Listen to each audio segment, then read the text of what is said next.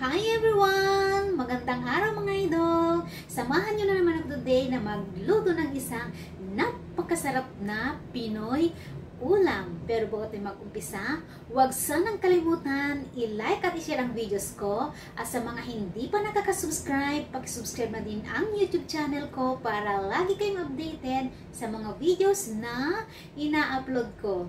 Ako nga palang madiskarte niyong kapatid sa kitchen, Jula Mariano, and welcome again sa aking YouTube channel, OFW Diskarte Cooking Ideas. Tara mga idol, samahan niyo akong mag-prepare at magluto na tayo ng napakasarap, nakakatakam na Pinoy ulam. Let's go! At yan yung simpleng ulam na luluto natin mga idol. Napakasarap at nakaka-only rice mga loads. Ayun yung pampalasa natin at yung mga sangkap na gagamitin natin. Samahan nyo na kong mag-prepare at magluto na tayo ng napakasarap na adobong baboy mga loads. Unahin natin i-prepare ang bawang mga loads. Ayan. Mas maraming bawang, mas malasa at masarap yung iluluto nating adobo. Ayan mga idol.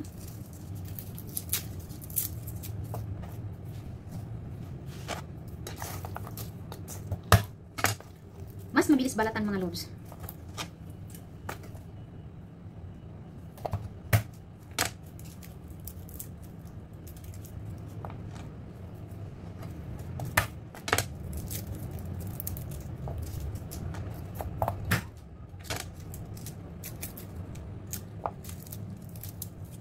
Damihan natin ng bawang mga lodi. Maganda rin ito, baba ng dugo mga lods. Kasi yung lulutuin natin may taba-taba. Mas masarap kasi ang adobo mga lods kung may konting taba yung lulutuin natin. And panoorin nyo ko mga lods kung paano ko magluto ng adobo na hindi titigas kapag naluto na mga lods yung meat. Ayan, then i-mince lang natin mga lods.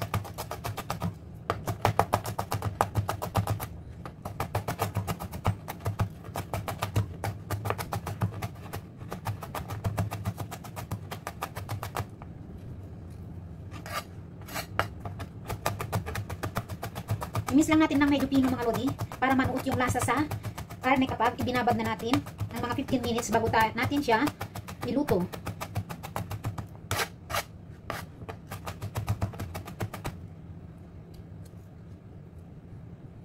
Yan, okay na yun mga lods. Set aside muna natin.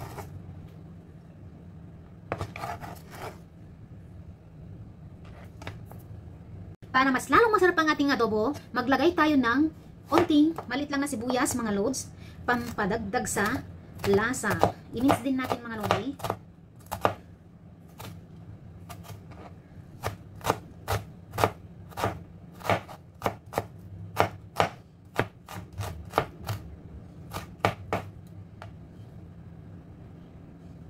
Ibabad natin siya sa minced onion at minced garlic mga loads at black pepper.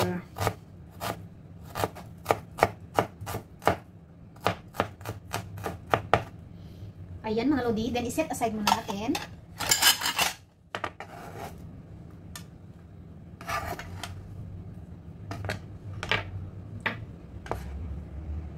Next is yung ating belly pork mga loads. Ay, may buto yung nabili ko mga loads. Alisin natin.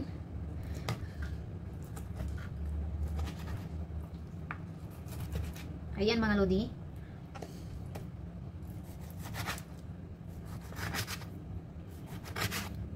Ganyan lang kakapal yung hiwa mga lods. Tamang sa isang bite.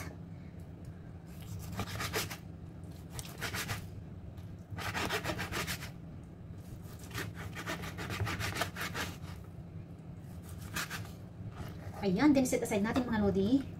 At dinagdagan ko siya ng pork collar mga lods. Malambot din to mga lodi.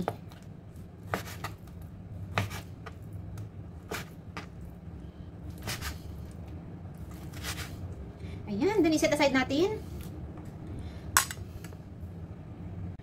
I-marinate na natin yung ating pork belly mga loads, yung bawang, sibuyas,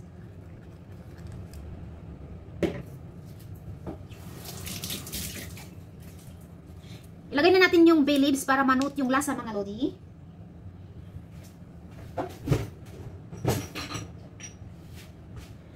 Durog na paminta muna ang pambabad natin mga loads. Ayan. Then maglalagay tayo ng konting sugar para manuot yung lasa mga lodi. Ayan, teaspoon lang. Kasi raw sugar yung ginagamit ko sa pagluluto mga loads.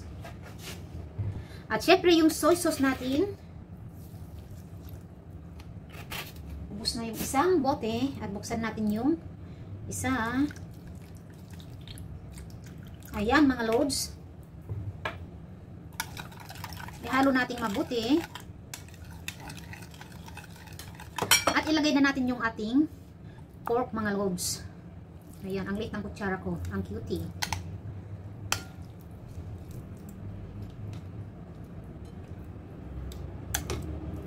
Diba sakto mga lodi? Ibabad natin ito ng mga 15 minutes mga lods bago natin sa iluto para manuot na yung lasa. Ang sarap nito mga lods. Ayan mga lodi. Ilagay muna natin sa refrigerator. After 20 minutes mga idol, tingnan natin yung binabad natin. Ayan mga lods. Manunuot na yung sarap ng adobo natin. At samahan nyo na akong magluto mga idol. Iluto na natin ang ating pork adobo. Ayan mga lods. Hindi na ako maglalagay ng mantika mga lodi. Painitin lang natin yung kawali at i-toast natin ng konti yung baboy mga lods. Then ilagay na natin yung natitirang sauce at magdagdag tayo ng tubig. Then i-boil natin ng mga 45 minutes hanggang lumambot yung karne natin. Painitin natin yung kawali. Ayan mga idol, ilagay na natin yung ating pork.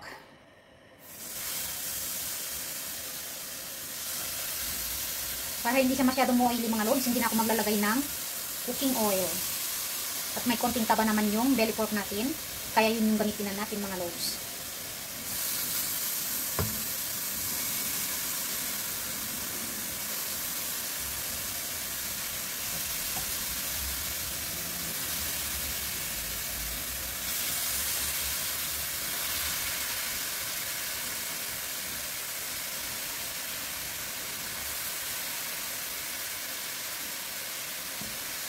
Ito yung pansabaw natin mamaya mga lodi. Then magdagdag na lang tayo ng tubig.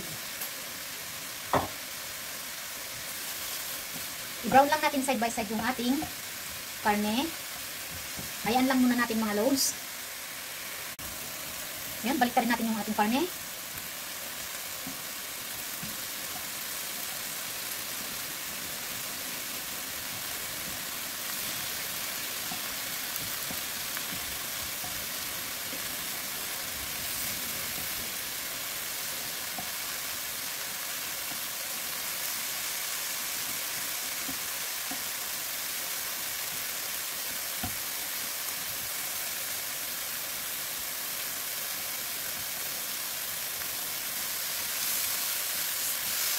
Ayan mga lods, hayaan lang muna natin saglit.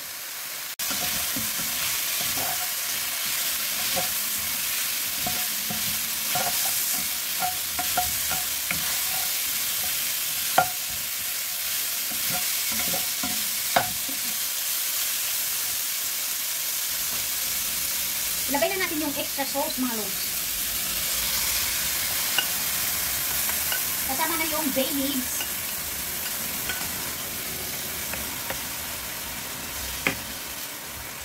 Yummy mga lodi.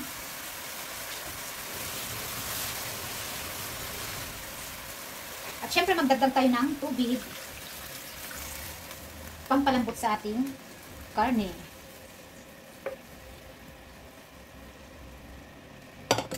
Ayan mga lods, hayan lang natin muna siyang kumulo. Ayan mga idol, kumukulo na yung ating niluluto. Ihalo lang natin mabuti. ilagay na natin yung ating peppercorn. Ayan, para manuot yung lasa sa karne mga lods. Then, i-low fire ko na lang siya. Ayan, para maganda yung pagkaluto niya mga lods. I-low fire lang natin. At takpan lang natin, hayaan natin kumulo ng kumulo hanggang lumambot yung karne mga lods. I-check natin yung niluluto natin mga lods. Ayan.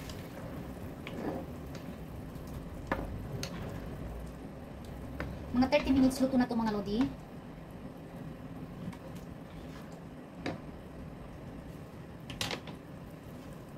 Takpan lang natin mga lods. Then i-check ulit natin mamaya. I-check ulit natin ang ating niluluto mga idol. Ayan, konti na yung tubig. At medyo malambot na din yung karne natin mga lods. Konting kulo na lang, luto na yan. Ayan, malambot na siya. Ang bango mga lodi. Yummy pork adobo, signature Filipino food, adobong baboy. Ayan mga lodi, takpan ulit natin. At i-dry natin mga lods.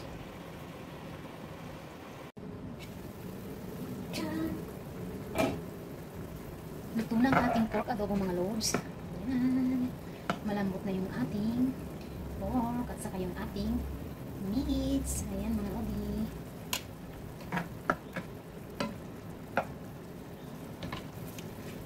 Pwede natin ilagay yung suka.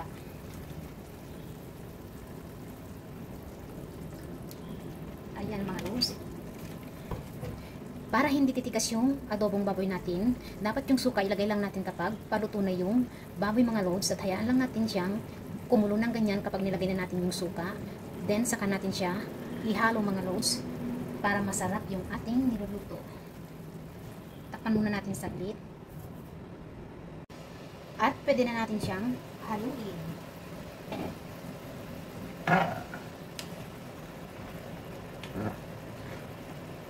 Ayan mga idol.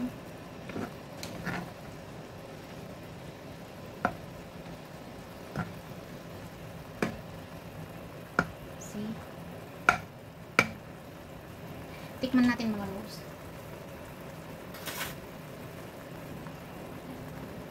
Kung tama na yung pinaglalagay natin kanina na ingredients. Sakto. Sarap. I-dry lang natin siya ng konti mga lods. Ang sarap mga lodi.